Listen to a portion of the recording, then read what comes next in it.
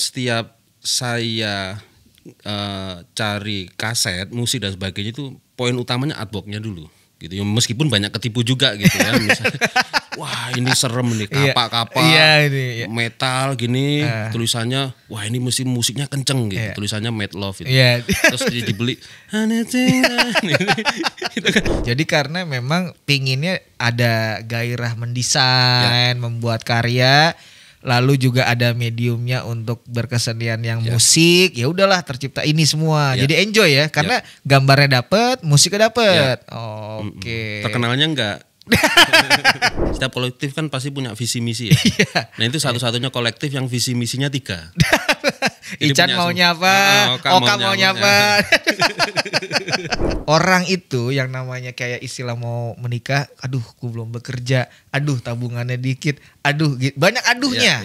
Tapi dirimu sikat aja ya kan, udah ya kan kan istri yang kerja.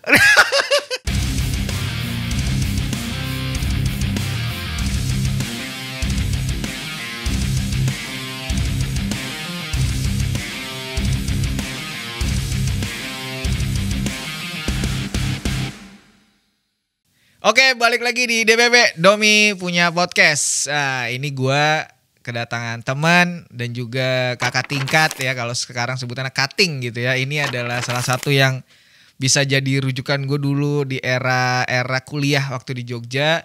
Dan sekarang menariknya adalah ini juga salah satu panutan gue karena doi juga prosesnya adalah dia berpikir akan terus sekolah. Dari S1, S2 sampai ke arah S3 dan juga punya banyak proyek yang menarik.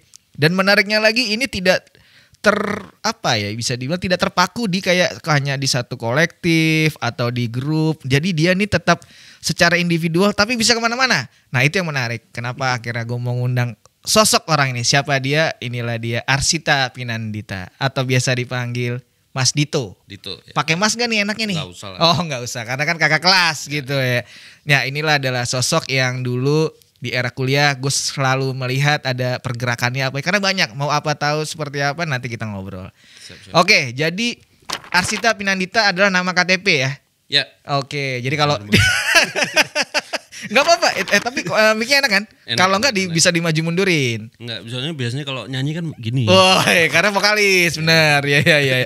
Jadi dia salah satu juga bikin grup di era kuliah namanya Cangkang Serigala. Seperti apa detail nanti kita bahas. Oke, sebelum jauh kita ngobrolin tentang yang menarik-menarik yang lagi hangat, kayak misalnya dirimu adalah orang yang salah satu di balik acara Festival Cherry Pop. Tapi sebelum kita jauh membahas sana, sebenarnya gue bertanya, era-era awal itu kayak emang dari dulu udah kepikiran untuk kayak bisa berkarya dan berkarir di seni rupa sebenarnya dari mungkin era SD, SMP, SMA, mungkin nggak usah disebutin namanya, tapi kepikirannya tuh kenapa? Apa bisa sampai berkarya di berkesenian ini gimana sih sebenarnya? Melihat siapa gitu? Saya terharu dong kamu kenalin aku kayak gitu kayak. Enggak dong, emang bener. Ya sama Dito lah gimana gitu. Karena benar. Kalau kita flashback masa kecil ya sebetulnya ini kayaknya sebetulnya pertanyaannya kayak biasanya saya ngospek. Waduh. Jadi kalau ngospek tuh saya nggak pernah yang marah-marah gitu. Biasanya teman-teman ospek tuh marah-marah gitu. Saya nggak pernah. Itu kan bagian dari inilah entertainment. Saya cuman kadang-kadang kalau ospek manggil anak-anak baru itu gitu ngobrol aja karena itu kan temen ya, nggak pernah marah-marah. Biasanya aku, Oka, Ican gitu bertiga itu cuman manggil terus kamu masuk sekolah seni, darah senimu mengalir dari siapa gitu. Biasanya gitu-gitu, paling itu norak-norak banget gitu. Kamu kalau masuk sekolah seni, darah senimu mengalir dari siapa? Coba bayangin, norak nggak itu? Norak kan? Dia jawabnya benar gitu. Kita bertiga cuma wah gitu. Malah ditanyain sekarang. Oh iya, mau bertanya aja basic. Sebetulnya gini, kalau secara masa kecil sebetulnya kebetulan bapak saya itu arsitek. Oke, gitu. Makanya namanya Arsita. Ya, kakak saya namanya Niken Ayu Arsita. Oke. Saya Arsita Pinandita gitu. Arsita itu dari arsitek. Pinandita itu karena bapak saya kan orang Palembang, ibu itu orang Jogja dulu penari gitu. Nah karena orang Jogja terus itu istilahnya Pandito gitu, Pinandita gitu. Jadi Arsita Pinandita. Nah kalau mau ngomong masa kecil, karena dari kecil lihat bapak itu bikin gambar, terus bikin maket, itu kan seneng banget tuh bikin maket. Imajinasinya itu kayak kita nonton Ultraman gitu. Oke. Itu kan bikin monster, bikin maket-maket kecil. Gitu. Mungkin kalau sekarang maket bisa beli ya di toko gitu ya. Motor, mobil, orang, pohon. Dulu diecast gitu ya. Ya, dulu bikin dari penghapus, dari ini itu digambar dulu gitu-gitu. Saya wah asik juga nih. Dari situ sih sebetulnya untuk apa namanya lihat kenapa suka gambar gitu. Tapi lama-lama saya waktu itu berpikir ini teknis banget gitu. Saya nggak jago hitung-hitungan juga, nggak jago matematika ini, tapi pengen yang gambar tapi nggak seteknis ini gitu. Yeah. Tapi juga nggak yang seni rupa banget, tapi pengen yang anak muda gitu waktu itu. Terus agak gede gitu, suka gambar-gambar gitu, terus irisannya musik. Oke.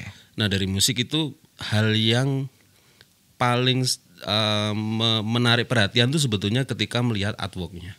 Oke. Jadi lihat artwork itu kayaknya ada bagian yang keren juga dari musiknya gitu, dari bandnya itu artworknya. Makanya setiap saya cari kaset musik dan sebagainya itu poin utamanya artworknya dulu. Oke. Gitu ya, meskipun banyak ketipu juga gitu ya. Misalnya, wah ini serem nih, kapak-kapak, metal gini, tulisannya, wah ini mesti musiknya kenceng gitu, tulisannya Mad Love itu. Terus dibeli, gitu kan, wah ini anjingnya apa gitu. Terus ada yang apa hardcore gitu, apa this is hardcore apa ternyata ya gitu-gitulah. Pokoknya bukan musik keras gitu. Terus tapi dari situ seneng gitu. Oh ini musiknya gini. Terus akhirnya meskipun waktu itu nggak tahu ya apa istilah ini cover album, artwork atau pop culture gitu, nggak tahu sama sekali. Cuman saya pengen bikin cover kayak gini gitu. Nah cari apa namanya suatu saat saya pengen jadi desainer. Belum tahu apa itu desainer juga ya, atau pelukis yang gambar cover album gitu. Meskipun sampai sekarang juga nggak pernah terjadi profesi itu gitu. Tapi gitu sih. Oke. Tapi kenapa akhirnya ngalir juga ya? Ngalir dong. Santai aja kita aja. Udah kayak podcast. Tapi udah pernah podcast sebelumnya? Pernah. Oh, ya udah harusnya udah cair dong. Tapi kan cuman berapa kali cuman. Iya, berapa kali? Udah. Enggak. Tapi aku mau nanya gini, akhirnya memilih isi itu sebenarnya apakah dari orang tua menyarankan karena ternyata anakku minatnya digambar, tak masukin ke isi aja, itu berjalannya karena emang juga ada revisi di teman atau emang tetap orang tua, atau kamu mencari tahu sendiri tentang kakak udah diisi dulu gitu. Kakak memang isi, jadi ada referensi berarti. Jadi udah dulu. Ngambil apa dulu kakak? Interior ya. Oke. Jadi dulu pilihannya kalau nggak ke IKJ, ke ITB gitu, atau ke ISI gitu. Tapi kalau makanya kadang-kadang saya sering ketemu waktu kuliah tuh teman-teman, saya ini nggak boleh nih masuk sekolah seni gitu. Waktu itu orang tua saya ya terserah mau sekolah apa terserah kamu gitu. Loh malah nggak dilarang-larang gitu. Oke. Terus akhirnya ya masuk ISI gitu. Karena kakak dulu ada di sana gitu. Jadi memang akhirnya kan si kakak menginformasikan sekolah di ISI aja nih enak gini. Ya. Lalu kenapa memilih The Cafe? Apakah itu juga sesuatu hal yang tidak terjadi, yang tidak diniatkan, tiba-tiba udah The Cafe aja atau apa? Kan bisa karena tadi kita ngomong gini karena ada mention pingin membuat cover album, rilisan fisik, kan bisa aja seni lukis, seni grafis, tapi kenapa memilih The Cafe? Ya, waktu itu juga muter itu. Apa yang keren nih? Misalnya lukis atau ini bukan berarti jurusan lain nggak keren ya. Iya, ini kita kan ngomongin dirimu. Konteksnya kita dirimu. Kita muter-muter gitu. Ternyata yang paling spesifik untuk saya cita-citakan waktu itu ya desain gitu. Oke. Karena fungsional, terus ya lagi-lagi ini kekinian gitu. Bukan berarti lainnya enggak ya. Dari situ teknis, wah kayaknya desain gitu. Akhirnya mendaftarlah di ISI. seret nggak keterima. Berarti perdana nggak keterima tahun berapa? 2003. Itu nggak keterima? Nggak keterima. Itu langsung di kafe pilihannya? Iya. Kan kalau di situ kan dulu bukan harus ada ya. Iya. Kalau mau masuk pakai ada kayak apa namanya latihan ya, latihan les gitulah. Kayak kalau di TB itu Villa Merah. Ya aku lupa namanya, rautan apa gitu, yeah. latihan gitu 1 bulan, sketsa ribuan kertas gitu. Jumawa sombong, ya toh? Sombong, punya kakak di sana, ya toh? Akhirnya punya teman-teman orang sana juga, terus punya pengetahuan pengen bikin cover kaset, sombong, ya kan biasa manusia. Ini sih bisa, gitu. Udah gimbal dulu. Oh, udah gimbal dulu? Iya. SMA udah cat rambut gimbal. Oke. Abis gitu, wah ini terlalu sombong nih Jumawa. Masuk nggak keterima. Gitu. Ya karena kalau waktu itu kan tahun itu kan yang daftar 1.500 gitu. Iya, memang sampai di era 2007-2008 banyak peminatnya. Karena emang lagi lumayan oke untuk pilihan sekolah atau kampus seni rupa atau kesenian tuh emang udah isi ITB dan IKJ. Dan negeri kan isi doang. Di antara 3 ini kan. Nah, itu jadi orang banyak. Oke. 1.500 yang diterima cuma 25, 27 atau 30. Iya. Nggak keterima. Saya kuliah dulu di MSD. Jadi ketika tahu nggak keterima di ISI, terus berpikirlah ini kayaknya nggak mungkin nganggur nih, harus kuliah. Memilihlah MSD. MSD itu apa? Lupa ya singkatan itu? Modern School of Design. Modern School, udah modern juga depannya itu kan. Berapa tahun di MSD? Setahun aja menunggu jadwal masuk nextnya. Daftarlah 2004 daftar isi The Cafe lagi. Tembus. Gitu. Jadi startnya di 2004. Kok itu sombong bener. Karena udah tahu Nirmana, gambar bentuk, udah sketsa gitu. Udah mateng. Jadi tembus. Nah, di era selama masa kuliah itu memang akhirnya karena tadi referensinya banyak ya dan juga punya teman banyak, itu akhirnya banyak ide-ide yang lumayan liar juga dan direalisasikan di era itu ya. Kayak misalnya kita ngomong tadi kan sempat mention dirimu soal ada seni dan musik juga ya kan, korelasinya kayak beririsan. Akhirnya pernah aku tahu juga soal proyek Cangkang Serigala, itu kan juga bagian dari dirimu sebenarnya. Itu menariknya adalah versi death metal karaoke MIDI. Kenapa akhirnya berpikir untuk bikin itu gitu? Sebetulnya gini, kalau di kampus itu kan tradisinya adalah membuat band. Iya. Kalau nggak punya band cupu. Iya. Kan? Apalagi anak seni rupa ya. Gitu ya. Jadi kalau nggak buat band cupu, kalau bikin band kita malas ribet latihan, kan gitu.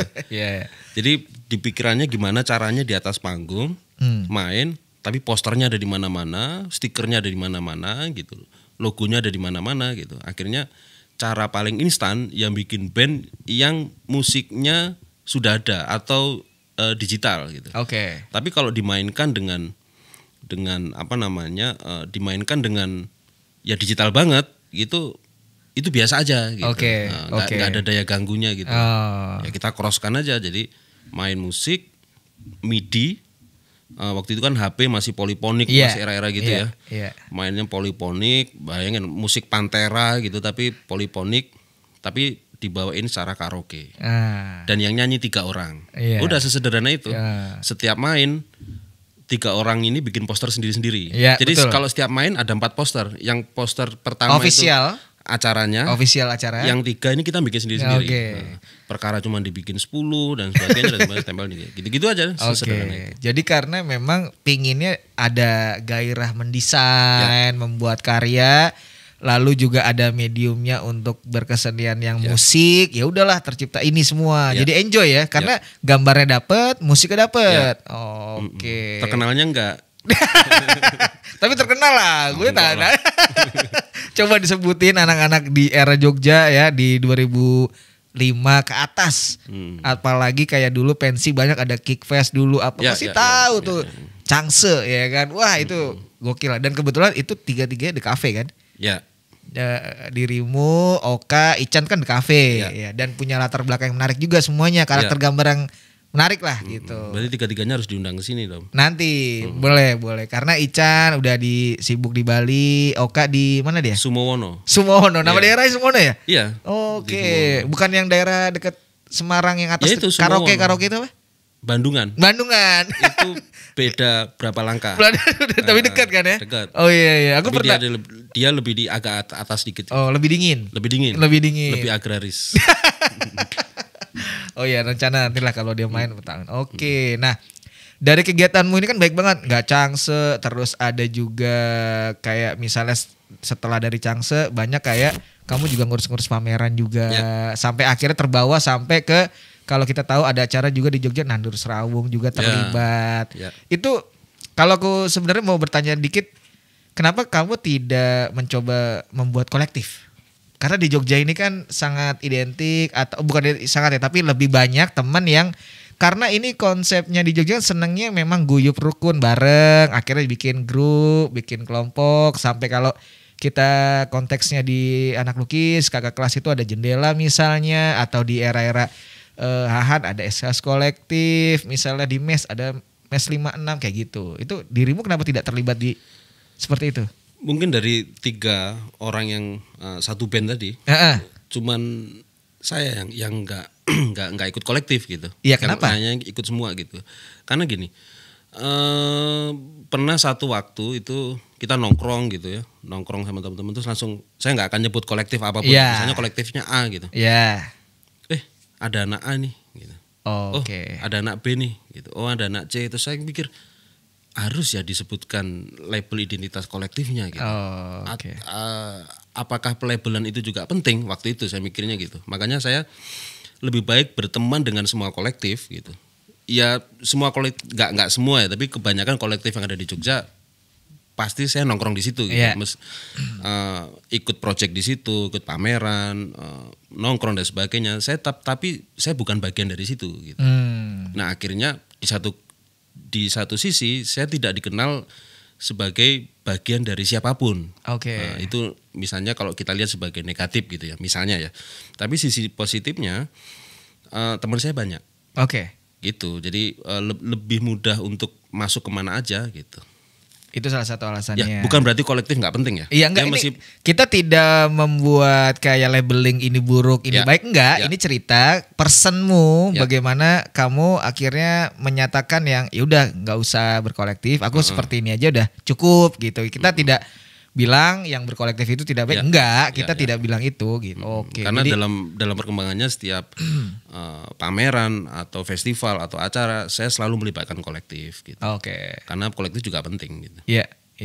Sebenarnya di konsep si Changse Serigala itu sebenarnya bisa jadi kolektif juga sebenarnya ya. Iya. Sebenarnya karena juga grup dan bisa kayak suka juga berkolaborasi dengan orang lain, itu kan juga bagian dari cara kerja kolektif kan? Iya. Changse Serigala itu satu-satunya kolektif yang setiap kolektif kan pasti punya visi misi ya. Nah itu satu-satunya kolektif yang visi misinya 3. Ican maunya apa, Oka maunya apa. Jadi ya udah gitu. Oke. Tapi reunian sering nggak kalian nih? Lama tuh. Grup WhatsApp. Masih ada. Ada. Tapi kemarin juga waktu di Cerepo kemarin kita kekumpul bareng. Iya karena kebetulan Ican kan bawa temen juga tuh si VMO. Oka ada dengan bawa keluarganya. Udah keluarga semua loh. Udah. Dirimu udah anak udah 3 ya? Dirimu 4 anak ya? Ada yang kembar kan. Ini salah satu poin yang mau tanyain sebenarnya nanti. Jadi kalau misalnya tadi karena udah mention keluarga, aku mau nanya deh. Karena gini, banyak di teman lompat gitu ya. Iya, kalau mau dirunut kok bisa Dom tanya-tanya gini bisa dong. Karena kan mau nunjukin kayak nih masuknya lewat sini aja, lewat sini gitu. Ya. Karena bridgingnya pas juga ya. Bridgingnya gini, karena tadi kamu mention keluarga, ya udah aku coba langsung. Kepikiran langsung. Karena ini ada satu hal yang menariknya gini. Di era teman-teman kita anak isi, dulu kayaknya nggak tahu ini yang aku tahu ya, banyak yang memfokuskan untuk berkarir atau berkarya atau lebih pingin ke dirinya sendiri dulu, mengeksplor dalam arti misalnya mau pameran dulu, mau misalnya ada residensi apa. Nah, aku melihat dirimu tuh kayak akhirnya menikah. Itu kan kategori masih muda ya, misalnya ya? 25. Iya. Muda ya? 25 itu kalau buat anak sih bukannya udah kemana-mana pameran apa gitu. Ya itu bukan berarti, ini balik lagi ya, kita disclaimer bahwa ini tidak ngomongin buruk baik, enggak, tidak membedakan. Tapi aku menanyakan yang adalah perspektif sebagai Dito Arsita Pinandita nih, memilih untuk nikah muda itu kenapa sih? MBA? Enggak. Malah banyak yang waktu saya nikah gitu masih banyak yang ngomong kamu hamil duluan. Nah itu kan banyak banget. Karena gini, kenapa bisa banyak orang? Karena kita dari isi. Ya kan, dengan tadi kita udah jelasin bahwa isi tuh jarang banget kayak nikah muda. Bukannya jarang, maksudnya banyak yang teman-temanku juga. Ya sampai sekarang diriku aja belum nikah gitu. Jadi kayak respect sih sama orang yang akhirnya bisa balance kekaryaan, pekerjaan, berkeseniannya jalan semua itu, maksudnya gitu. Gini sih, sebetulnya gak apa-apa kan kita ngobrol soal keluarga, ini menarik soalnya. Gak apa-apa. Jadi sebetulnya waktu nikah itu saya juga nggak ada cita-cita untuk berkeluarga atau misalnya wah saya harus hidup bener misalnya. Ya meskipun masa lalunya juga nggak bener ya, tapi wah ini mau melihat ini secara lurus bagaimana gitu enggak gitu. Jadi masa-masa itu kan masa-masa ngulik ya, masa-masa pencarian, ngulik dan mempelajari apapun gitu. Sampai saya ketemu salah satu statement yang lagi-lagi mungkin ini akan masuk ya. Jadi apa yang saya lakukan kan pasti akan irisannya 3 hal ya, seni, desain, dan musik. Udah itu aja. Sampai saya menemukan salah satu istilah yang mati muda usia 27. Nah itu saya ada temen. Ya, temen kita kan ada bikin lagu. Ya itu kan tapi cuma mati muda. Nah, temenku itu malah jadikan email gitu, email, jadikan brand gitu. Dan waktu itu saya mulai ngulik-ngulik apa sih ada ada angka-angka mati muda usia 27 dan sebagainya.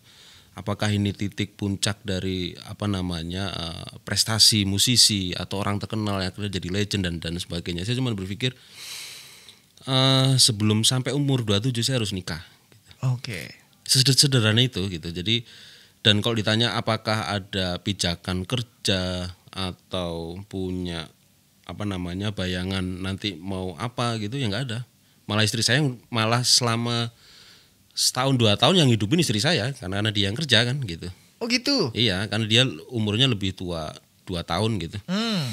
Dia udah kerja dan ya udah gitu. Kita jalaninnya aja gitu. Jadi memang waktu itu tidak berpikir kayaknya aku harus kerja dulu baru nikah. Enggak. Langsung aja. Cuman gara-gara mati muda usia 27. Itu. Iya. Trigger sih itu aja. Ini Jimi Hendrix, ini Kurt Cobain. Iya, benar. Janis Joplin, ada nama-nama gitu. Nama-nama besar itu. Wah, ini mitos. Karena waktu itu itu kan betul-betul jadi istilah yang cutting edge banget. Betul. Kan waktu itu ya. Benar. Gitu. Terus kayaknya kalau 27 itu angka keramat, berarti harus kulalui dulu untuk di 25 ini aku harus nikah gitu. Untuk menerjemahkan mitos tersebut menjadi bentuk yang lain gitu. Perkara 27 itu nanti mau jadi apa? Mau saya buktikan gitu. Bukan dalam tanda kutip bukan mati ya, tapi 27 itu pasti ada angka yang akan saya temuin gitu. Nah, ternyata di angka 27, di umur 27 itu tanpa disadari itulah umur pertama kali saya menjadi dosen. Gitu. Dosen di Visi, STSRD Visi. Gitu. Visi itu yang sejajar sama MSD. Ya. Jalan Tamsis, Yogyakarta. Kampus Visi itu. Saya juga ngajar di MSD juga, jadi dosen terbang gitu loh. Kan satu tempat. Nanti mau tak tanyain ke sisi itu nanti, itu pelan. Itu ada lagi nanti stepnya. Jadi kita fokus ke kehidupan yang lumayan ada ini analogi versi Dito soal kehidupan umur 27. Jadi di titik 27 ternyata malah ada fase diterima jadi dosen dan aktif di sana.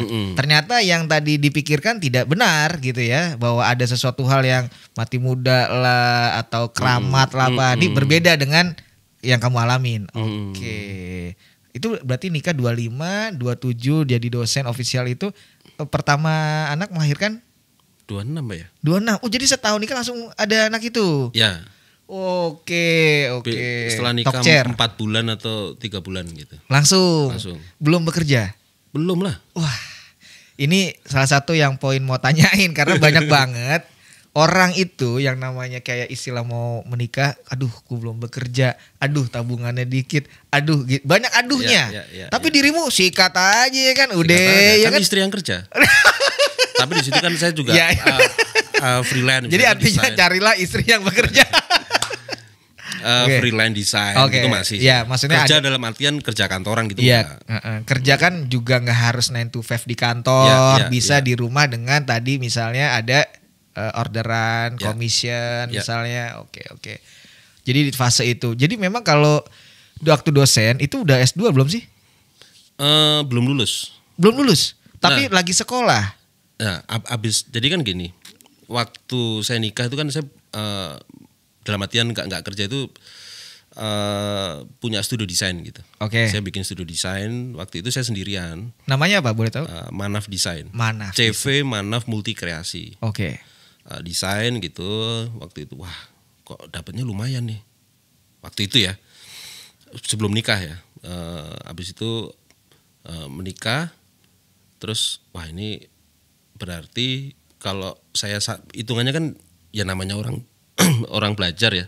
Kalau satu orang dapatnya misalnya Rp1.000 misalnya gitu ya. Kalau satu orang dapatnya Rp1.000, kalau timku 8 orang dapatnya Rp8.000 gitu. Atau kalau 5 orang dapatnya Rp5.000 gitu. Ngerekrut lah banyak orang teman-teman. Dan waktu ngerekrut banyak orang sombong lagi. Oh sombong. Wah kalau desain berarti harus jago desain nih. Atau harus jago konsep dan sebagainya, seninya harus diasah lagi. Akhirnya milihlah kuliah lagi. Mikir saya waktu itu kalau S2 diajarin desain yang jago atau buat karya yang jago gitu. Malah justru ternyata kan enggak kan. Malah konsepnya, cara berpikir dan sebagainya gitu. Akhirnya studio desainnya bubar. Ya kan enggak ada manajemen, berantakan dan sebagainya kan. Akhirnya tadi ngomong wah berantakan, hancur gitu. Apa sih tadi pertanyaannya? Pertanyaannya lebih ke orang kalau mau nikah itu kan pasti ada fase mikirin, aduh gue belum kerja. Tapi kalau sikat terus gitu karena kan ini relate. Jadi pas saya nikah itu malah pas bubar-bubarnya. Lah ya makanya kan berarti ini sebenarnya sama kayak waktu aku ngobrol sama Mas Alfi. Mas Alfi itu juga fase menikah itu adalah fase di mana lukisannya nggak terlalu laris di luar. Iya. Jadi ada fase dia akhirnya jadi kayak bercermin juga, kayak introspeksi diri. Sebenarnya nyari apa sih di dunia itu nyari apa? Jadi ada sisi rohaninya ada juga, gitu. Pemikiran ke sana. Itu aku juga banyak ngobrol sama Mas Alfi itu, wah gokil juga karena ada rasa orang kan kalau mau nikah ya gue harus ini dulu nih, mau harus settle dulu, harus ada inilah apa gitu. Kalau kamu kan enggak. Ya, tapi saya nggak berani ngomong gitu karena saya pernah ngomong gitu, udah nikah dulu gini-gini ternyata berantakan gitu. Kan yang penting niatnya baik mungkin ya. Niatnya baik ya. Tapi kadang-kadang kan setiap orang kan beda-beda gitu. Waktu itu yang ngaco udah bukan titik nol lagi, titik minus dikejar-kejar orang, bayar macam-macam lah, nggak usah ceritain lah. Karena harus tanggung gede banget. Gede banget terus anehnya malah nekat kuliah gitu. Itu kan sebetulnya pelarian.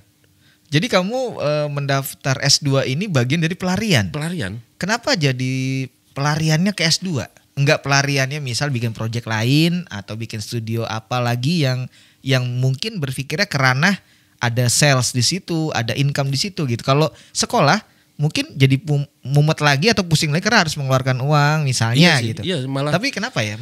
Bagus tapi positif pelariannya. Saya berpikir gini, kalau saya tidak melakukan sesuatu yang dalam artian bermanfaat gitu ya, bermanfaat untuk diri gitu. Saya mau ngapain lagi gitu? Mau dalam artian teman-teman yang akhirnya dalam praktek seni rupa yang lebih kontemporer misalnya dan sebagainya, saya tidak mau terjebak di situ gitu. Bukan berarti nggak masuk di situ ya, sempat masuk juga, gagal juga gitu. Melukis, bikin karya, ikut mungkin pamer. Bukan konteks gagal tapi belum jodohnya. Belum jodohnya. Jadi nggak boleh bilang gagal karena kita nggak tahu rezeki ada terus. Iya kan nggak boleh. Boleh juga. Masuknya kok. Kita harus ada sisi yang ini dong. Nah, habis gitu Apa tadi kok jadi lupa aku. Apa tadi? Itu soal rezeki. Oh ya, habis itu ya udah pilihan pertama saya kuliah gitu. Daftar, nggak punya uang juga. Itu lumayan loh, S2 kan ya diisi kan? Ya waktu itu ya nggak juga isi kan Pak. Nggak begitu mahal ya. Iya kan tadi kan kita ngomong sih ke dirimu kan nggak punya uang jadi mahal lah. Ya kalau kita ngomong orang lain ada duit kan kita ngomong ke dirimu. Sampai kenapa tadi kuliahnya agak lama itu karena saya harus cari uang dulu. Iya. Cari uang dulu. Yang penting saya bisa bayar kuliah, masuk. Terus waktunya KRS, saya nggak KRS karena saya harus kerja dari uang saya untuk bayar tadi. Oke. Nah, habis itu saya KRS itu waktu itu KRS lewat lebih dari 1 bulan gitu. Oke. Saya datang, Pak saya mau KRS. Loh, kuliah udah 1 bulan kok KRS? Loh, saya udah bayar Pak, ini pengumuman langsung saya bayar kuliah nih Pak. Ya tapi kan harus KRS dulu. Loh Pak, di Sewon boleh kok Pak. Itu kan di Sewon. Ini Mangkuyudan, apa namanya daerah Sosrodinatan? Apa? Suryodiningrat. Suryodiningrat. Iya, ini kan Suryodinatan, bukan Sewon. Itu kan yang di Sewon. Berarti saya nggak kuliah, dia nggak kuliah. Lalu saya ngapain Pak bayar kuliah gitu. Ya udah nongkrong akhirnya selama 1 semester nongkrong gitu. Padahal udah bayar udah bayar gitu. Terus akhirnya ya udah jalan-jalan aja. Itu akhirnya dengan banyak rintangan ya kan, dengan halangan akhirnya luluslah S2. Berapa lama tuh lulus S2? 3 tahun. Normalnya sih 2 tahun ya harusnya. Normalnya 2 tahun. Karena kamu kerja. Gebrak meja tadi. Iya. Jadi memang tujuanmu untuk menyelesaikan itu berpikir nggak sih kalau akan mengarahkan dirimu untuk jadi dosen? Sebenarnya ada nggak? Enggak juga. Nah kan itu tadi maksud kuliah S2 kan pengen jadi desainer pelarian kan? Pelarian atau pengen jago desain. Betul. Gitu. Abis itu waktu itu kan karena saya pernah nulis buku ya. Abis itu sering diundang teman-teman ngisi kelas. Oke. Di kampus ini, kampus ini gitu, ngobrol. Setiap saya di kampus itu kan saya mesti ninggal portofolio. Betul kan? Iya. Nah di satu titik itu ada surat masuk ke rumah, bukan surat, ada SMS dulu SMS. Iya. Ada SMS masuk ini. Jadwal wawancara lowongan dosen gitu gini. Anak-anak nih isengnya kebangetan nih. Nggak tak bales, tak biarin aja ini. Kamu merasa bahwa itu bercandaan teman-teman? Kan biasa. Iya. Ngacok-ngacokan dulu SMS. Misalnya ngomong salu, SMS send to all. Iya, benar. Nah itu wah ini bercandanya kelewatan. Udah sumpek, nggak punya uang. Malah WhatsApp-nya malah SMS-nya begini. Tak biarin gitu. Seminggu datang surat masuk seret. Loh, kok surat?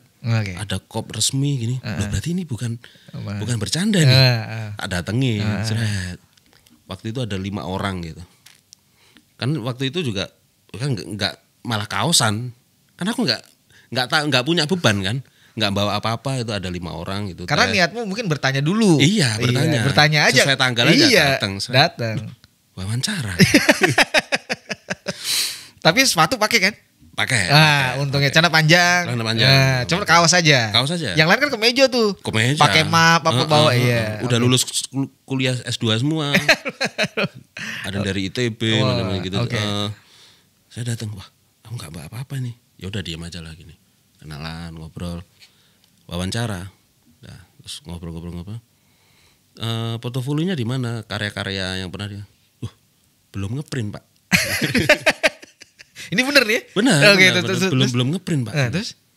Ya udah besok waktu micro teaching tuh paparan ngajar, gitu. ngajar di kelas gitu. Tes gitu yang ngetes.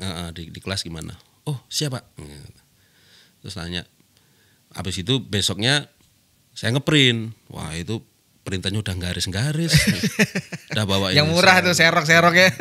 Ngeprint di rumah. Printing ya. Abis itu bawa berkas-berkas tadi seret micro teaching gitu. Ya udah cerita aja ngaco-ngaco tentang seni rupa, desain, irisan gitu. Malah yang diterima. Gitu. Saya juga bingung, Pak, saya kan nggak masukin lowongan, kenapa saya harus dipanggil gitu? Portofolionya ada di sini. Mungkin teman saya yang waktu itu portofolio saya dimasukin gitu. Merekomendasikan karena teman saya yang di situ mau cabut ke Australia. Jadi dia butuh pengganti. Tanpa bilang apa namanya? Iya, nggak intro dulu lah ibaratnya. Gitu dia masukin. Gitu. Jadi ada ordal juga di situ ya? Sebetulnya enggak juga, karena dia merekomendasikan aja sih sebenarnya. Konteksnya ordal kan merekomendasikan bahwa karena si temanmu mau pulang atau ada kerjaan di Australia, otomatis sebelum dia pergi harus cari penggantinya, dirimu lah opsinya. Akhirnya diterima. Gitu. Sebagai apa dosen di situ? Dosen desain atau desain apa tuh? Di kafe atau? Ya, desain komunikasi visual. Berapa lama waktu itu di kampus Visi namanya ya? Ya, lama banget. Berapa? 7 tahun. 7 tahun. Ternyata memang akhirnya menikmati. Karena deket. Kuliah jam 8, dari rumah 8 kurang 5. Tapi itu tiap hari harus ada? Enggak juga. Jadi waktu itu kan saya juga ngajar di beberapa kampus ya. Memang ada, memang enggak, ketika suka di beberapa kampus ini memang ada rasa untuk ini ya, kayaknya cocok nih di dunia pendidikan ini sebagai dosen. Karena gini, kalau ketemu di beberapa kampus itu kan menyenangkan gitu. Ketemu, malah saya itu sebetulnya belajar gitu. Misalnya dari si mahasiswa ini ya? Iya, jadi enggak, waktu itu pernah dalam satu waktu ada berapa kampus gitu. Tapi saya milih gitu. Ya, dan itu juga ini ada ini masuk, oke gitu. Misalnya kayak di UIN gitu. Bayangin ngajar di UIN kan lucu juga. Gitu. Iya, dengan kita latar belakang isi berbeda lah. Pengen tahu juga kan. Gitu, ternyata disuruh itu terus gitu. Karena mungkin dianggap ini aneh nih ngajar. Menarik nih dengan tipikal yang ada desain. Waktu itu jurusannya desain, bukan desain, komunikasi. Komunikasi tapi ngomongin di agak seni rupa di gitu.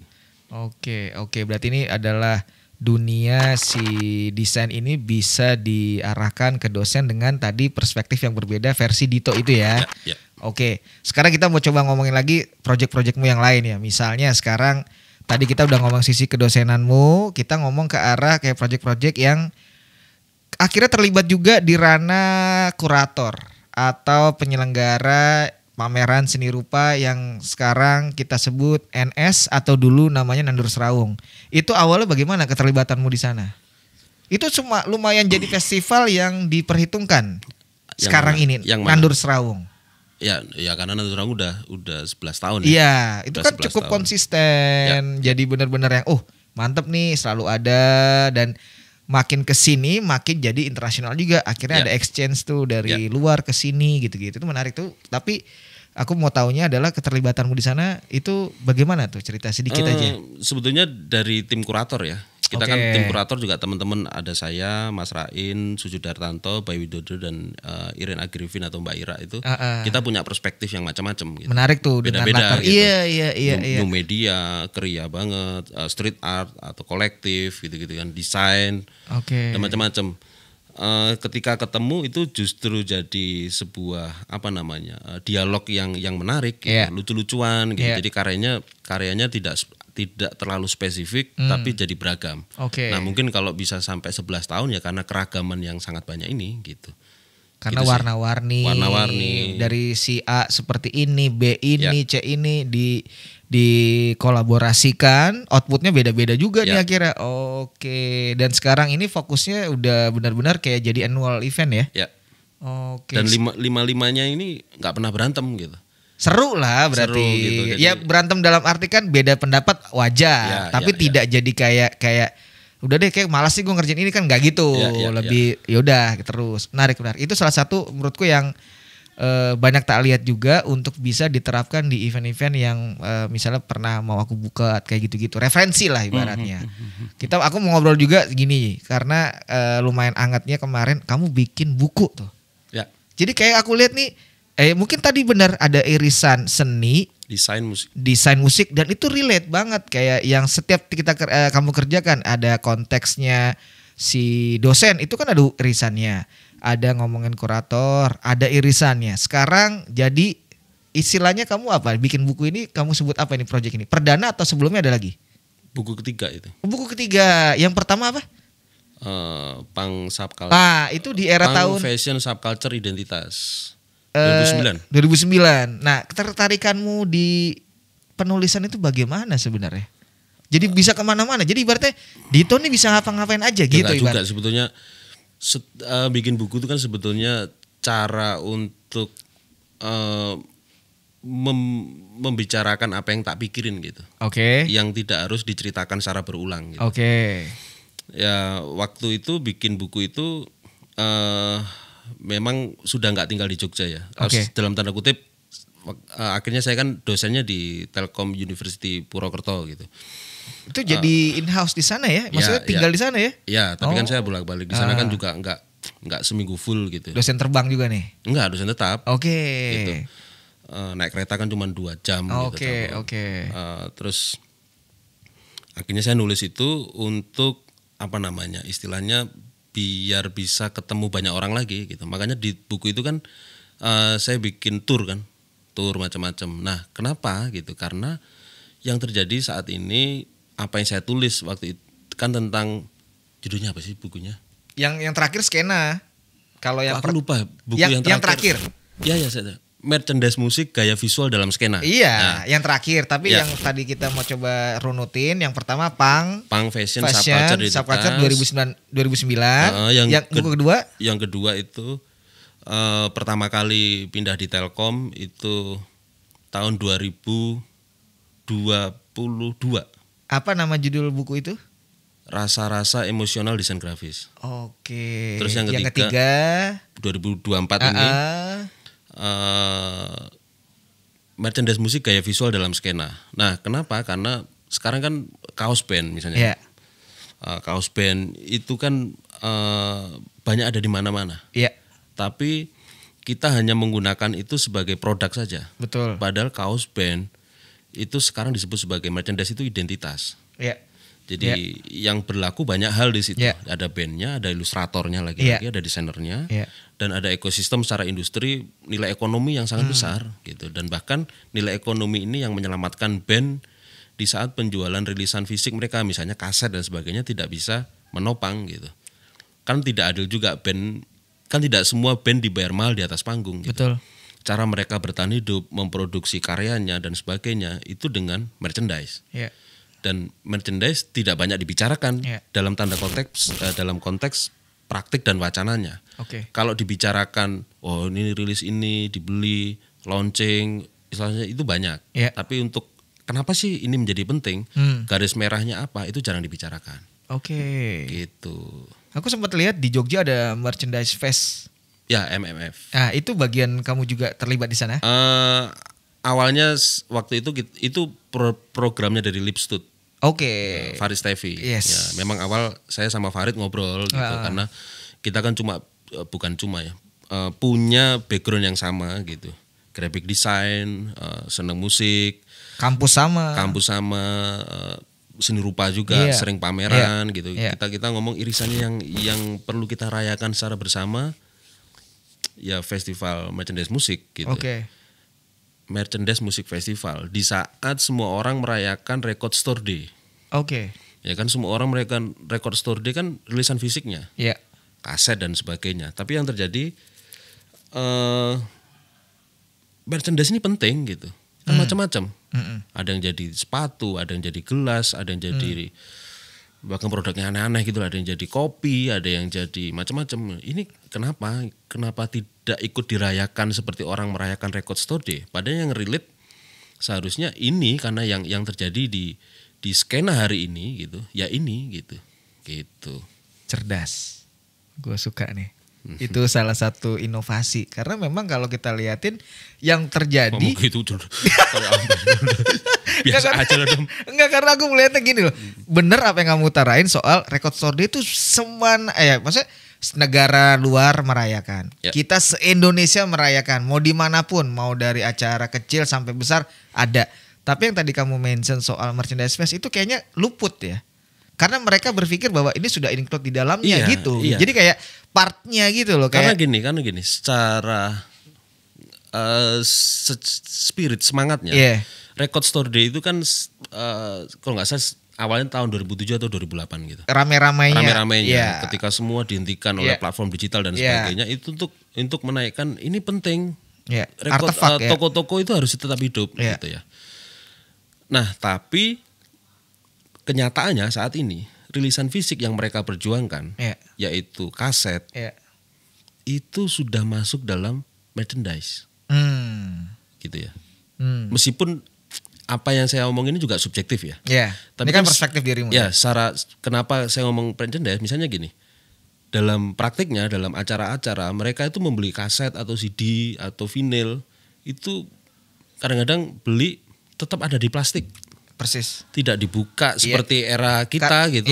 Thanks to ini enggak. Mereka dengernya tetap Spotify, bener, gitu. Spotify bener. atau apapun. Bener. Gitu. Nah mereka pajang gitu. Ini merchandise gitu. Karena merchandise itu kan setelah diteliti, saya melakukan riset gitu.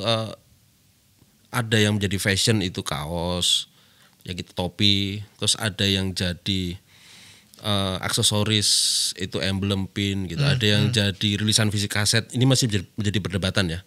Terus ada yang menjadi benda koleksi, art print, kaset gitu. Kaset apa? Art print, terus karpet. ada toys, action figure. Karpet itu masuk benda keseharian. Gitu. Jadi ada mug, jam, kan banyak band nulis macam-macam gitu, kopi dan sebagainya. Dan 5 hal ini nggak pernah dibicarakan. Kenapa yang menang selalu kaos gitu? Ya meskipun secara nilai ekonomi yang paling besar kaos gitu.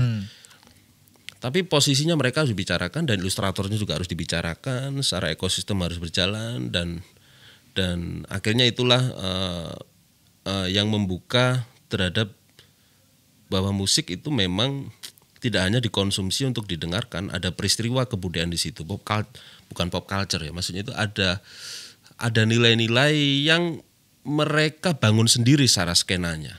Nah, di situ juga akhirnya itu untuk memperkuat ketika saya sama teman-teman merancang Cherry Pop gitu. Festival musik gitu. Iya. Aku suka nih penjelasanmu. Emang kayak kita serasa di ruangan, udah dosen menjelaskan. Udah terlalu lama ya? Enggak dong, enggak enak tapi enggak. Maksudnya rentetan penjelasanmu dari yang mungkin aku enggak kurang paham, enggak ngerti jadi ngerti gitu. Cerdas ya kakak bilang. Wah keren sih, keren. Enggak, tapi gini emang. Karena ini obrolan kita nanti mau ke arah yang tadi kamu mention terakhir soal Cherry Pop ini festival. Di mana irisan? Tadi bridgingnya dari aku loh, bukan dari kamu. Oh iya. Berarti tapi kan pancingannya tak kasih tes nih, tak kasih, aku nangkep. Ya gitu. Karena bener ya apa yang selalu kamu coba perjuangkan, apa yang kamu coba realisasikan, apa yang kamu coba laksanakan ini 3 tadi. Iya. Selalu. Iya. Mau apapun, mau ditaruh di mana, mau saya ngajar. Yes, ngajar pun juga masih ada desainnya, pastinya kan. Dalam artian tugas mahasiswa nggak jauh-jauh dari musik gitu. Misalnya meskipun saya tidak menerangkan mereka harus belajar musik gitu. Enggak. Masuknya lewat musik gitu. Misalnya ngomongin tentang apapun, saya coba pijakan awalnya dari band tertentu gitu. Nah, dari situ akan ada lirik baru ke narasi visual. Nah, kayak gitu, di brief gitu. Ya kayak gitu-gitu itulah. Desain, seni dalam artian visual ya. Iya.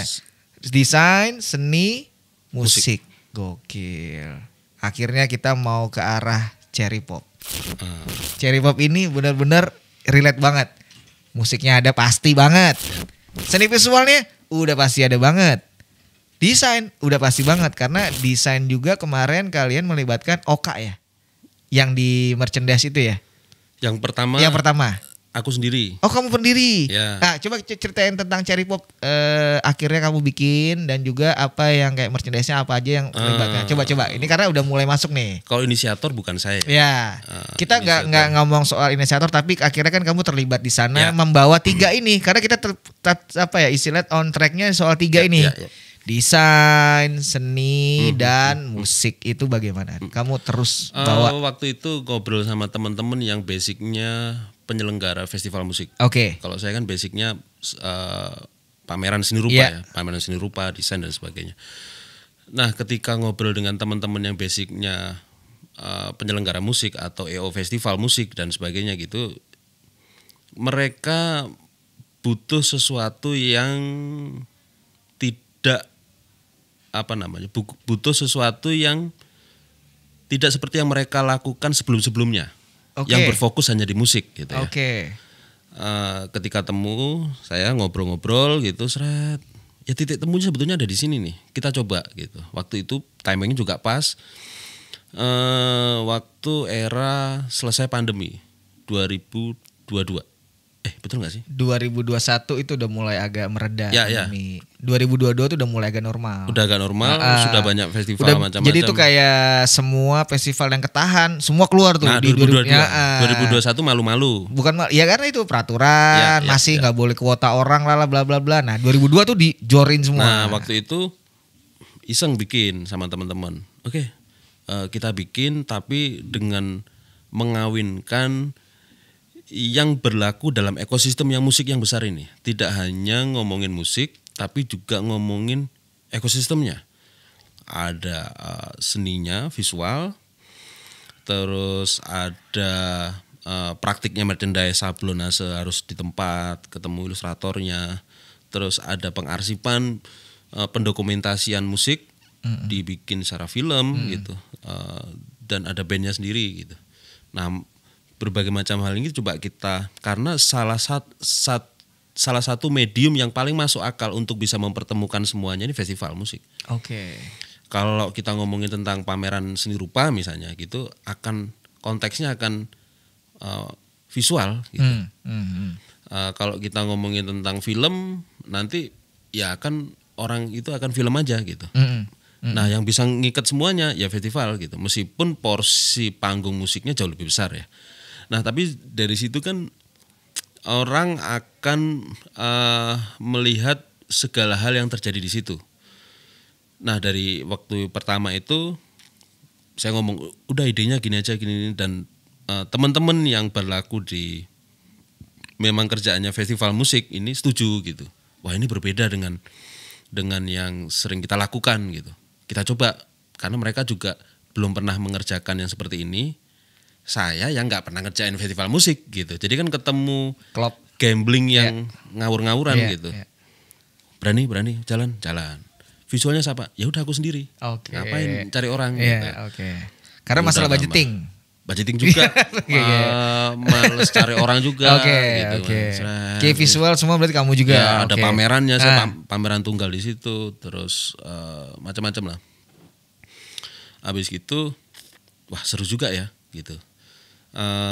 Dengan promosi yang tidak banyak, acara baru, terus ya dengan waktu-waktu yang sangat pendek, tiketnya sold out. Ya meskipun sold out waktu itu cuman 1.500 karena kapasitasnya nggak besar ya, cuma 1.500 gini, tanpa sponsor yang brand gitu-gitu. Wah, kok antusias orang-orang ya, berarti kan ada sesuatu yang kita obrolin ternyata keresahannya sama, gitu. Nah, akhirnya dipikirkan secara matang di yang kedua dan ketiga. Jadi yang kemarin di 2024 kemarin adalah Cherry Pop yang ketiga. Jadi yang pertama kita kalau menghubungkan ini ke wilayah seni, desain atau visual, seni visualnya yang pertama adalah dirimu, Cherry Pop yang pertama. Cherry Pop yang kedua Ahmad Oka Prasetya Aji. Ahmad Oka, Joi, semuanya visual, stage-nya, merchandise semua. Lalu yang ketiga Dwiki. Jadi yang keempat kan nggak tahu. Belum. Udah ada. Boleh emang di-spill? Nggak boleh. Oh, nggak boleh. Jangan mancing. Ntar kalau gue kulik jangan keluar dong. Jadi ini adalah festival yang dimana kalau kita hubungkan soal korelasi 3 poin tadi itu benar-benar terjadi semuanya ya. Iya. Jadi sebenarnya emang ini adalah journey-mu yang memang akhirnya semua direalisasikan, yang kayak apapun kamu ibarat singkong nih mau ditaruh di tanah di mana hidup itu ibaratnya ya. Kan kayak subur aja gitu, kayak bisa di mana aja, kayak misalnya nggak kepikiran gitu sih. Kok bisa kepikiran singkong sih? Enggak. Karena lainnya selain singkong apa? Kok bisa singkong? Umbi-umbian. Karena gini, kenapa singkong? Simpel aja. Singkong mau ditaruh di mana? Kan ada lagu ya Kos Plus. Bukanlah hutan, hanya kolam susu. Ya. Kan musik juga. Gimana kita ketiga. Gini, artinya adalah sebenarnya sosok Arsita Pinandita atau Dito sebenarnya mau disebut apa sih? Maunya tuh dikenal sebagai apa gitu? Kayak orbitorinya apa nih sebenarnya? Sebenarnya karena semuanya apa yang dilakukan, apa yang dijalankan, aku pikir sih berhasil lah, sukses. Ya juga lah. Ya enggak, konteks berhasil kan perspektifnya dari mana dulu. Kalau kita ngomong finansial itu beda lagi ceritanya. Tapi ini bagaimana terrealisasikan dengan baik dan berjalan lancar, itu sukses. Dikenal sebagai apa ya? Sebagai bapak yang baik. Wah, terlalu bijaksana itu mah. Nah, kalau suami yang baik, sulit. Sulit. Bukan sulit ya, karena sedang kamu sendiri ngomong. Enggak, maksudnya karena gini. Karena pasti ada obrolan, Dito tuh mau disebut apa gitu. Kalau untuk kayak istilahnya atribusi di flyer atau di acara, nih Dito nih mau apa? Dosen iye, kurator iye, atau ngomongin desainer iye. Gitu. Kan akhirnya cuma setengah-setengah semua. Ya kita kan itu lain cerita. Lain cerita kalau itu mau ngomong setengah, seperempat, apa seons itu beda cerita. Tapi konteksnya adalah apa nih? Apakah kayak misalnya mau disebut sebagai artistic director atau kurator atau dosen aja misalnya, itu apa biasanya itu? Sebenarnya dirimu sih gimana pinginnya? Malah saya nggak bisa jawab ya. Masa sih? Nggak bisa jawab. Apa ya? Enggak, tapi yang kamu, karena setengah-setengah semua. Tapi yang kamu coba untuk mendalaminya dari semuanya apa? Sisi mana gitu? Pasti ada dong.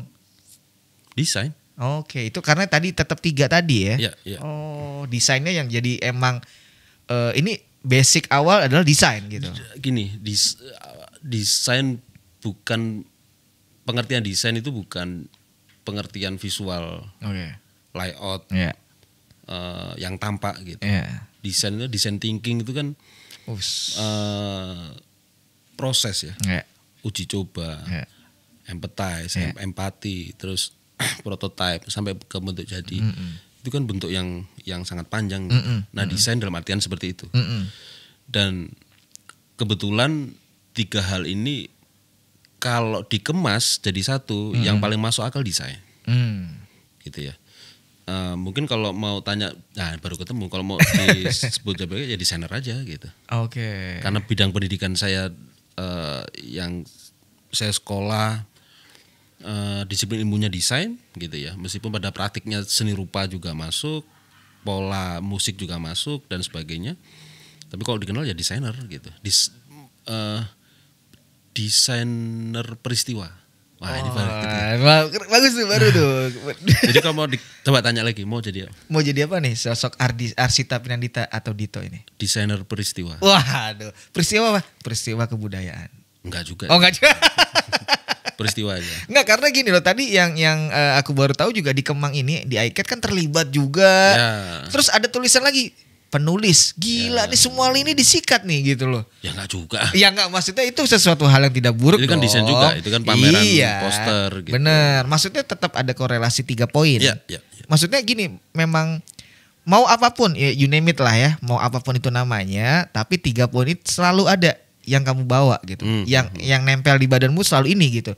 Seni, desain, dan juga musik. Itu selalu ada. Ya. Yang pameran di iCat juga ada tuh 3 poin itu loh. Itu kunci sebenarnya gitu ya. Kalau Islam jadi kan ada 5 poin. Jadi gini, kalau kita ngomong konteks cari pop ya. Desain, saya jadi creative director gitu ya. Asik. Jadi membuat konsepnya dulu gitu ya.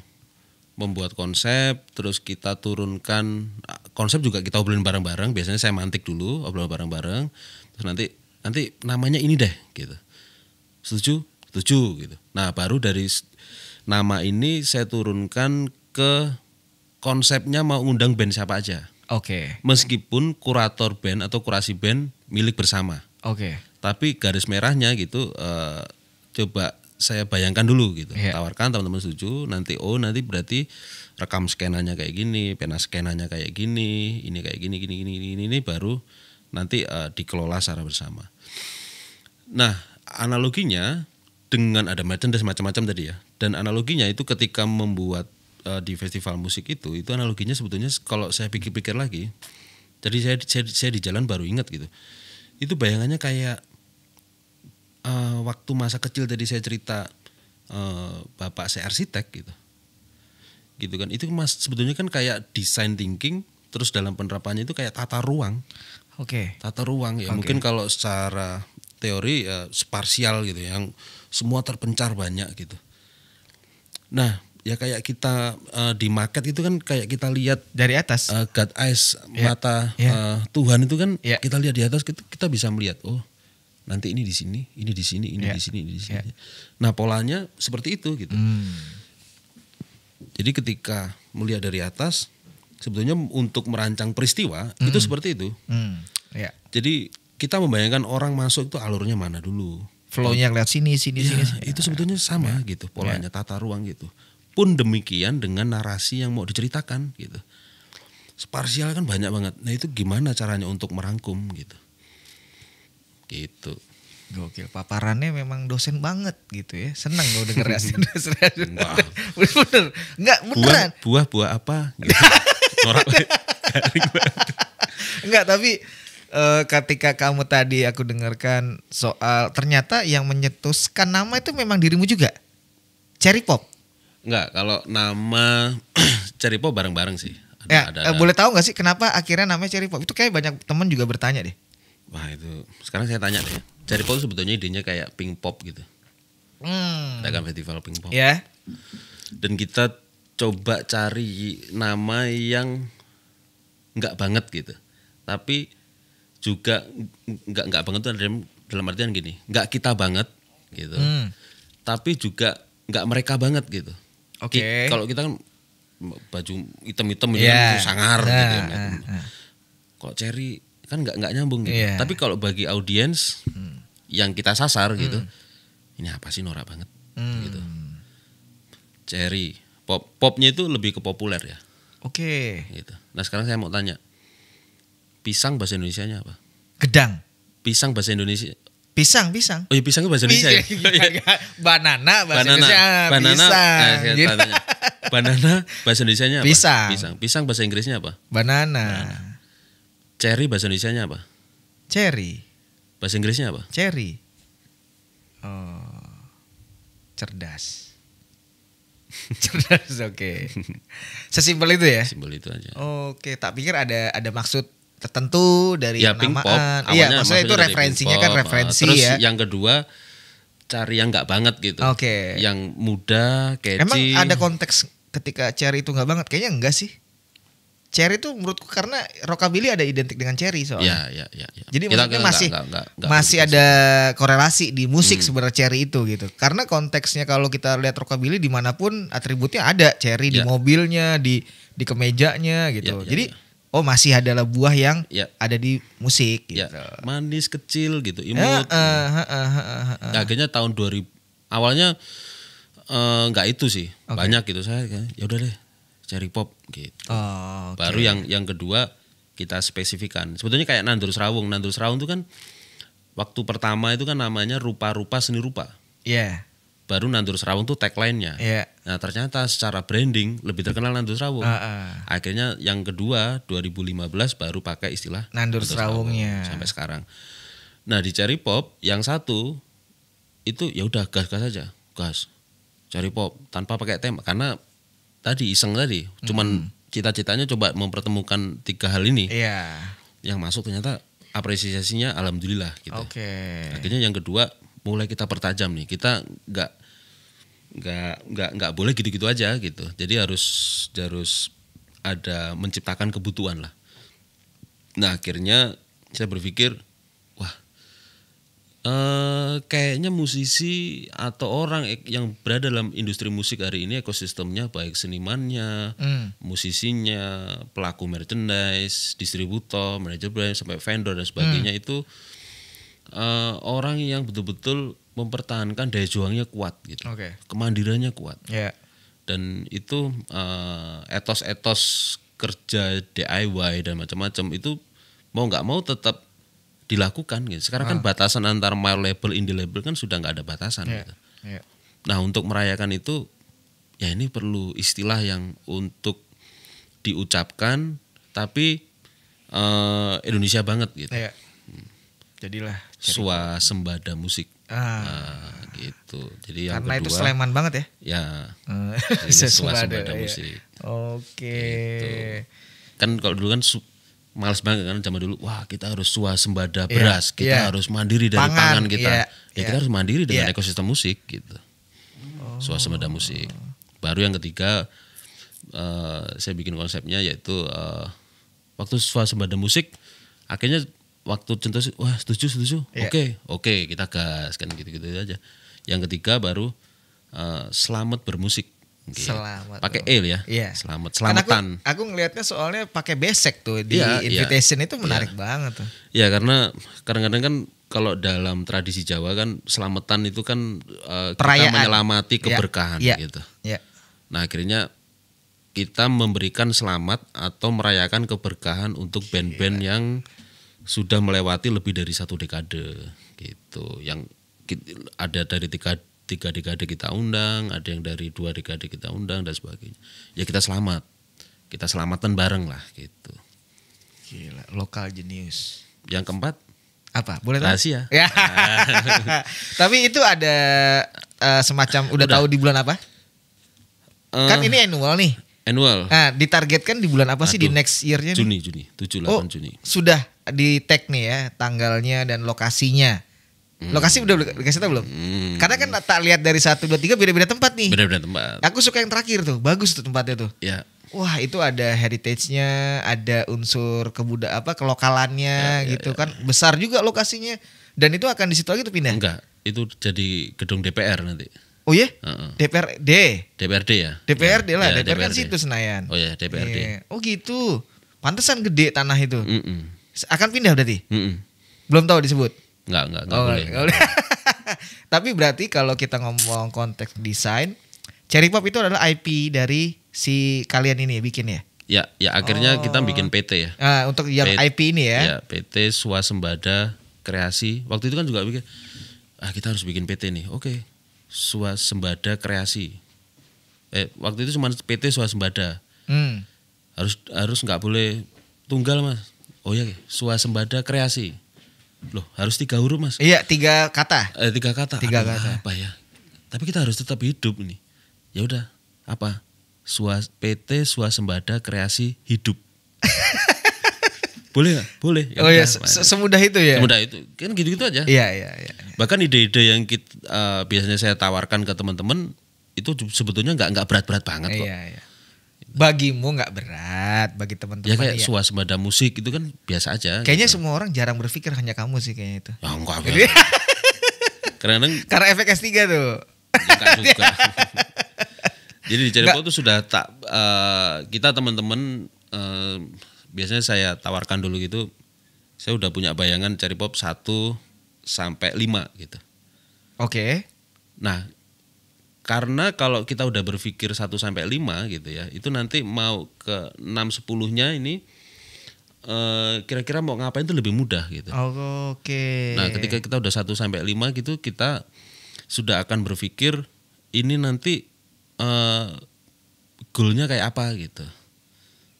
Meskipun itu kita ya yang apa namanya. Jadi kadang-kadang selalu kita berpikir bikin sesuatu yang besok mau ngapain lagi ya, ntar lah gitu, itu malah nggak relate gitu apa yang kita bayangkan gitu. Ya meskipun nama akan berubah-berubah ya, tapi tema itu akan sudah kita tentukan gitu. Saya 1 sampai 5 saya ada ini nih gitu. Gimana? Oke, gas. Udah gitu-gitu. Gila. Jadi rumusnya itu ya. Kita harus memperjuangkan 1, 2, 3 sampai 5. Setelah itu sudah berjalan, kita bakal jadi semacam autopilot lah. 6, 7, 8 sekian. Mau terusin apa enggak gitu. Oke.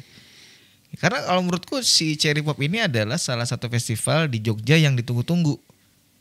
Gitu loh. Selain kayak misalnya ada acara misalnya dari teman kita Tebong itu bikin yang Well Ground itu kan skupnya juga besar juga, ada artis internasionalnya juga. Tapi yang aku lihat di Cherry Pop ini menariknya adalah unsur-unsur kelokalan, bagaimana juga kita ngomongin ekosistem ya, dari musik, seni semuanya. Yang 3 poin tadi tuh ada semua gitu. Dari kita F&B-nya juga kelokalan, teman-teman dari yang biasa buka UMKM itu ada juga. Itu menarik juga sih sebenarnya itu. Karena kan yang UMKM yang jualan itu kan juga mereka juga anak band juga. Iya, gitu. iya, betul. Jadi memang kita kurasi gitu. Betul. Sampai yang kemarin misalnya, oh ternyata banyak yang bawa anak-anak ya. Iya. Kita bikin kayak ramah buat keluarga gitu loh. Kita bikin kelas menggambar gitu tuh. Untuk khusus anak-anak, ya meskipun mereka gambar tengkoraknya Dwiki ya. Tapi kan ngaco Dwiki, wah gambar tengkorak jadi gambar malah seru gitu. Iya. Oke, gila. Gitu. Bakal bikin apa lagi selain tadi yang kita dijelasin? Ada apa lagi yang belum terlaksana dan belum kesampaian? Ke Mars. Wah, ada teman saya Mas Bensa. Apa ya? Apa? Nanti Jumawa nggak usah. Enggak, karena ini adalah poin mungkin cerita goalsmu yang ada kayak ibarat kelangenan kalau orang Jawa kan, wah aku pingin itu gitu. Once kalau ada kesempatan pingin direalisasikan itu loh. Kita bukan ngomong soal Jumawa dan apa, nggak ada gitu loh. Apa yang karena semua lini udah nih. Coba sebut. Kurator udah, penulis udah. Apalagi coba sebutin, dosen udah. Nanti Enggak dong. Kita jangan berpikir orang kita ngomong ngomong gini, kita enggak menjelekan orang loh kita. Saya pengen museum. Jadi museum apa yang kamu coba? Ya subculture. Oke. Subculture. Kadang-kadang ada enggak referensinya? Enggak, misalnya kayak kita Lokananta misalnya. Enggak usah jauh-jauh lah. Lokananta gitu kan. Itu kan membicarakan narasi Indonesia dari zaman dulu. Itu keren banget. Iya. Apa sih namanya? Lokananta Museum. Apa namanya? Lokananta iya. Ya, Lokananta. Musik Indonesia dari zaman perjuangan. Itu kan harus harus dipelajari gitu. Meskipun nilai pelajarinya juga bisa lewat nilai rekreasi gitu. Gitu. Nggak harus yang sesuatu yang berat. Nah, cutting edge musik di Indonesia apapun ya, mau pop, punk misalnya, atau musik-musik subculture dan sebagainya, itu kayaknya sedikit terlewat gitu. Nah, padahal di situ kan banyak banget gitu, mulai merchandise-nya, praktiknya, wacananya, seninya dan sebagainya. Itu misalnya itu jadi satu ruang yang bisa dipelajari, itu kan keren banget gitu. Misalnya ada replika misalnya kelelawar yang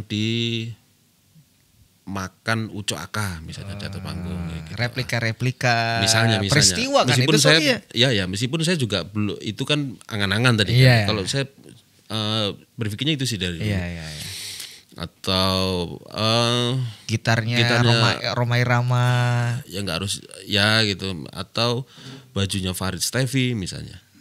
Jadi kan museum itu kan bukan sesuatu yang kuno juga, tapi kan untuk melihat masa depan juga kan gitu. Dan itu akan terus diperbarui, ditambahkan gitu. Bajunya Jimmy Multazam misalnya, atau sepatu bootnya Black Boot misalnya, atau gitarnya Naif misalnya, ada artworknya siapa, nanti senimannya siapa gitu. Jadi atau mic-nya Belajar Membunuh Wirok gitu. Itu kan tuh legenda juga tuh. Toys-nya Sekidok, kayak gitu tuh. Ada art print-nya siapa gitu. Dalam satu ruang itu kan sangat cutting edge sebetulnya enggak juga ya, tapi pop culture ya, yang pop culture 80-an akan berbeda dengan pop culture 90-an, 2000-an, dan itu coba digaris merahkan. Itu kan sebetulnya kita selalu ngomongin sejarah itu kan nggak harus yang dulu-dulu gitu. Kita melakukan sesuatu hari ini kan juga sejarah gitu. Nah itu coba dirangkai gitu. Meskipun ini akan terus. Dan ya susah sih. Saya cuma bisa bayangin gitu. Kalau diwujudin duit dari mana? Bisa jadi nanti yang nonton, wah boleh tuh, saya suka dengan idenya, boleh nanti kita kolaborasi, kan kita nggak tahu. Yang nonton ini lumayan loh. Lumayan juga. Logo. Jadi semua yang berkaitan tadi seni desain musik. Ya meskipun dalam perspektif yang populer ya. Gitu. Jadi sebenarnya juga lebih ke archiving kan sebenarnya. Iya. Iya kan, no archive no future. Aku pernah tahu ya. Iya. Gitu. Oke, gokil sih. Tapi semua yang kamu ceritain itu sebenarnya memang adalah bagian dari rezekimu dan juga passionmu juga ya. Berarti emang alhamdulillah. Karena tadi kan di awal ada sempat kamu bilang bahwa wah di sini gagal, enggak gagal.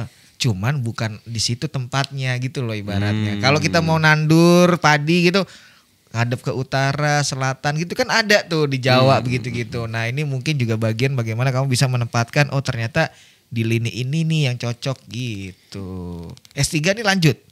Iya, Udah lulus. Belum lah. Kapan rencana lulus? Ya dilama-lamain aja. Dia ada batasnya kan? Ada. Berapa ya? Ya paling enggak 5 tahun. Di mana sih S3-nya? Sama lah diisi. Diisi juga. S1, S2, S3. Males banget ya. Ya enggak apa-apa juga lah. Itu S3 ya. Oke. Berarti setelah pencapaian kelas S3 itu gila lagi nanti ya. Pemikiran ide-ide makin liar lagi tuh ya. Bikin bom atom. Di filmnya gitu. Enggak. Oh iya. Sebelum berakhir nih. Karena kalau enggak aku coba sedikit cut gitu, pasti ngomongin panjang banget. Kita kan biasa nongkrong soalnya kan. Ini udah lama, udah 2 jam nih ya. 3 jam. 3 jam. Enggak lah, kita mau ngobrol santai aja gitu. Enggak, sebelum berakhir ada enggak sebenarnya info untuk kayak biar ini perspektifmu ya, untuk bisa konsisten tuh bagaimana sih? Karena setelah aku dengerin kamu ini adalah konsisten loh, tetap 3 poin ini dari zaman kuliah awal sampai sekarang yang bikin festival apapun itu ada poin 3 ini tuh gimana ya rumusnya? Ini dari perspektifmu aja. Buat teman-teman siapa tahu ada juga yang pengen tahu gimana sih Mas biar tetap di jalur itu, tetap on track gitu, tetap di pilihan itu. Enggak ada rumusnya ya.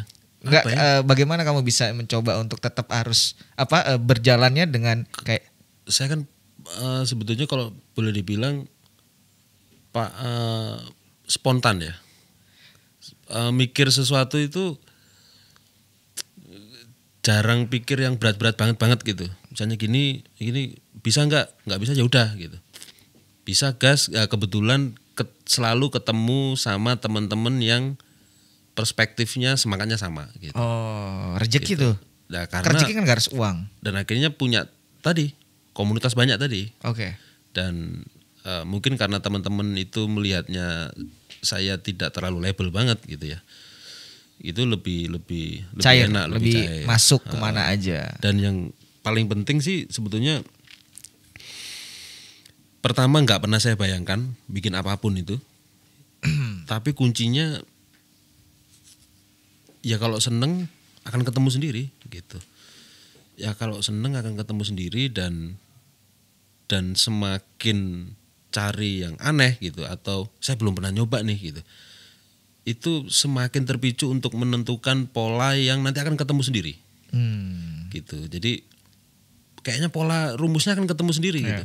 Yeah. Yang penting kita pijakannya mau bikin sesuatu atau mau punya ide sesuatu, ketemu tim yang pas, teman yang nyaman gitu dan keluarga yang nyaman. Alhamdulillah selalu support istri saya gitu ya. Misalnya ini kayak dilihat. Soalnya tadi ngomong suami yang buruk gitu. Oke. Kan ini kan obrolan. Selalu disupport gitu. Dan anak-anak seneng gitu karena kayak Cari Pop kemarin saya melibatkan anak saya untuk nggambar di salah satu band gitu dan ternyata dia seneng gitu dan responnya bagus. Ya itu sebuah sesuatu yang kayaknya kalau tadi kamu bilang nggak harus rezeki uang gitu ya. Temen seneng, keluarga seneng, orang lain seneng itu udah luar biasa. Nggak semua proyek saya uangnya banyak loh. Iya. Tahu sendiri lah Jogja kayak apa. Nggak perlu cerita udah tahu. Nggak perlu cerita udah tahu juga. Dan mungkin 80% proyek itu memang saya biaya senang. Bahkan kebanyakan dibiayai sendiri kan gitu. Dibiayai sendiri gitu. Ya karena seneng gitu. Tapi nilainya itu sangat luar biasa. Ada yang mengapresiasi, seneng dan macam-macam itu sebuah berkah yang bagi saya sendiri ya. Itu kayaknya keren ya gitu. Sesuatu yang saya anggap iseng gitu, tapi dianggap orang serius itu kan saya agak lucu gitu. Wah, iseng kok orang ngeliatnya nganggapnya serius gitu. Oh berarti seneng nih orang ini gitu. Saya seneng iseng, dia dianggap serius juga seneng gitu. Nah itu gitu aja deh. Ya berarti memang tidak ada tendensi, jalanin aja dan pastinya enggak kuncinya adalah senang dulu aja. Senang dulu. Karena kalau kita tarik belakang lagi dikit, semua yang kamu kerjakan apapun itu, dari Cangkang Serigala, dari misalnya proyek-proyek buku, apa semua kesenanganmu aja gitu bikin. Dan tidak berpikir kayaknya bikin ini harus ada uang, nanti gini-gini, enggak, udah gitu aja. Jadi ngalir, tapi tetap on track 3 poin tadi itu menarik gitu. Iya. Karena 3 itu kan saling ketemu aja. Iya. Ya PR kalau mau ngomong teorinya apa, ya harus menemukan hal yang kamu senangi. Kalau saya tadi kan senanginya 3. Ya udah, hal yang kamu senangi tinggal ditemukan aja. Senang mancing ketemu apa misalnya gitu. Jadi apa? Gitu aja. Benar. Gampang kok. Benar. Ya kan konteksnya gampang, ini proses waktu juga. Oh iya. Nggak semudah langsung ting, enggak dong. Harus melewati fase belok sana, belok sini, begini, begono gitulah. Ya artinya kuncinya memang senang dulu, jalanin dulu dan jangan instan kan sebenarnya. Jangan jumawa. Wah iya jumawa. Jumawa kayak Bandeng itu Semarang. Jangan sombong. Iya, jangan ya. Jangan, nggak boleh. Apapun itu kalau bentuknya sombong pasti akan ada efeknya. Ya nggak tahu deh. Kadang-kadang ada. Wah kamu tuh sombong. Saya sering digituin. Oh iya. Padahal kita tidak merasa untuk kayak menyombongkan diri ya. Ya itu artinya adalah kita tidak bisa membagian semua orang. Jadi artinya kita tetap bawa kayak konteks ngomong gini, mungkin ada nanti yang lihat wah ini orang sombong banget. Enggak. Ini adalah menceritakan perjalananmu dari dulu sampai sekarang yang menurutku adalah ya menarik buat didengar gitu. Tapi kalau ada orang once nanti dia cerita ngomong wah si narsum itu kok kayaknya sombong banget, itu berarti memang kurang ini aja doi. Kurang bermain gitu, kurang banyak teman gitu aja sih. Itu sebenarnya. Gitu. Ada lagi yang mau coba kamu share nggak sebelum kita berakhir? Apa ya? Mau project-projectmu, acaramu yang di iCat ini terbaru, atau misalnya Cherry Pop nanti nextnya apa, atau mau ngeluncurin buku apa nextnya? Coba, kamu ada info nggak? Boleh nanti di sini. Nih di sini. Karena karena semua tuh kepikirannya spontan aja. Gitu sih. Ya bisa jadi kalau kamu mau membagikan informasi kan kayak misalnya ada acara iCat dateng apa kan boleh. Oh boleh. Atau misalnya kamu masih ada promo soal bukumu bisa dapetin di mana kan boleh juga. Ya nggak apa-apa, di sini silakan info. Dibeli bisa yang personal aja ya. Iya personal aja. Ya buku boleh. Buku dengan inimu merchandise-mu misalnya t-shirt atau apa yang berhubungan dengan Cherry Pop masih ada, mungkin bisa jadi kan. Ya boleh dipromoin. Ya buku aja deh yang personal. Oh personal ya oke. Kalau Cherry Pop kan bareng-bareng, di iCat juga bareng-bareng gitu ya. Yang personal oke. Mungkin lebih ke buku aja ya. Buku ini dari 3 buku tadi masih ada gak sih? Tinggal 1. Yang si Pang itu sudah habis ludes. Habis, udah cetakan ketiga itu. Cetak laris ya? Yang kedua udah habis juga? Habis. Yang ketiga ini tinggal mau habis lagi? Yang gagal sih yang prematur yang kedua sih. Kenapa kok bisa dibilang gagal ya? Karena saya cetaknya tidak begitu banyak gitu ya, tapi gagal bukan masalah penjualan ya, penjualan bagus ya, banyak gitu. Cuman saya merasa gagal itu kayaknya enggak banget gitu. Gitu. Saya coba masuk ke wilayah desain yang sangat desain banget. Oke. Gitu. Meskipun ada berapa ngomongin musik tapi lebih ke desain banget gitu. Oke. Desain banget itu lebih ke sisi advertising, sisi komunikasi visual dan sebagainya. Kayaknya enggak deh gitu. Mau cetak ulang malas enggak usah deh gitu. Oke. Bukunya masih ada habis gitu. Oke. Dan cetak ulang juga bisa gitu. Tapi yang ketiga ini merchandise musik gaya visual dalam skena ini akan nanti ada kelanjutannya yang pecahnya banyak banget. Oke. Gitu. Akan lebih spesifik di kaos, akan lebih spesifik di cover album, akan spesifik di ilustrator, akan spesifik macam-macam gitu. Akan bahkan nanti juga akan spesifik di grafis festival. Di Indonesia kan banyak banget kan sekarang. Dan saya coba grafik festival di beberapa buku-buku literatur gitu belum banyak. Ada tapi belum banyak gitu. Di Indonesia nggak ada lagi. buku merchandise juga nggak ada di Indonesia gitu. Di luar ada tapi juga nggak banyak gitu. Tapi lebih ke ya kebanyakan jurnal dan sebagainya ya. Kalau buku gambar visualnya banyak gitu ya. Nah, saya coba untuk meruntut itu. Yang tidak banyak bukan berarti saya yang pertama, enggak juga, tapi coba menemukan pijakannya dulu gitu. Nanti kan pasti akan meneruskan, orang lain akan meneruskan lagi, teruskan lagi. Karena saya yakin apa yang saya kerjakan tidak sempurna gitu. Buku saya juga biasa aja gitu. Tapi ketika saya mencoba menawarkan ini, wacana ini pasti akan diteruskan lagi gitu. Nah sama nanti setelah ini di bukunya adalah merchandise musik kayak visual dalam skena gitu. Nanti bisa juga baru sudah di-upload di marketplace gitu. Sebelum-sebelumnya belum pernah gitu. Karena banyak tanya gitu, waduh yang jualan teman saya, karena saya nggak bisa jualan. Oke. Akhirnya sama teman saya dibawa marketplace, ya nggak apa-apa deh gitu. Oke. Nanti akan banyak runtutan peristiwa-peristiwa setelahnya yang berkaitan dengan seni desain dan musik tadi. Di buku-buku selanjutnya yang tahun depan gitu.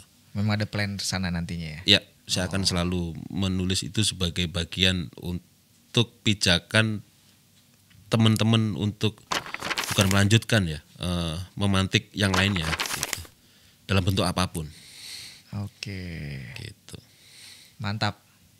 Ini gua kalau nggak di-cut kita bisa panjang banget. Ya. Tapi intinya adalah aku sih melihatnya ini adalah poin banget ya, karena biasanya aku kalau ngobrol sama teman-teman tuh banyak sense humornya. Tapi karena di sini berhadapan dengan dosen itu emang energinya berbeda gitu. Aku lebih banyak menyerap, ya kan, mempelajari gitu. Wah, ini tapi kalau kita ngobrol ketawa-tawa terus ya. Iya, tapi di sini berbeda. Gitu. Memang itu ada tadi lah, balik lagi ini masa kayak ibarat jam terbang kan berbeda ya. Biasa dihadapi dengan banyak mahasiswa-mahasiswi gitu kan. Kerasa tadi energinya gitu. Jadi memang kayak paparan-paparan kuliah tuh kerasa banget penjelasannya gitu. Makanya tadi gue mau masuk set gak enak juga, gue tunggu gitu-gitu. Tapi gak apa-apa. Terima kasih banget ya. Buah apa? Ntar panjang lagi. Ya. Tapi terima kasih banget ya. Thank you dong. Arsita Pinandita atau Mas Dito atau Pak Dito kalau di dosen-dosen ya. Manggil apa dosen sih? Manggil kalau di anak-anak mahasiswa-mahasiswinya manggil apa sih? Mas aja lah. Mas aja. Ada aja. yang manggil Pak, ada yang Mas gitu. Oke, terima kasih banget atas waktunya. Jangan lupa follow Instagram. Oh iya, nanti kan pasti ada. Silakan kalau mau promo. Tapi nanti ada visualnya, follow kayak Cherry Pop semua tak keluarin nantinya. Nah, silakan. Gitu. Intinya terima kasih banget atas waktunya, udah nyempetin waktu banget mampir karena emang ini adalah yang tak tunggu-tunggu. Akhirnya kesampaian. Semoga obrolan ini berguna banget teman-teman yang ngedengerin, karena ini adalah perjalanan yang menurutku menarik banget, karena bagaimanapun sekolah juga bagian yang penting. Ya. Karena Mas Dito ini sampai ke tahap lagi mau menyelesaikan S3, tapi dengan semuanya perjalanan, mau jadi kuratornya, mau jadi penulis, mau bikin event, mau bikin apapun, tetap juga bisa terlaksana dengan balance itu. Terima kasih ya Mas Dito atas waktunya. Jangan lupa share, like, komen, dan follow Instagramnya Matur Indonesia. Sampai jumpa. Terima kasih. Terima kasih Mas Dito. Mantap. Oke.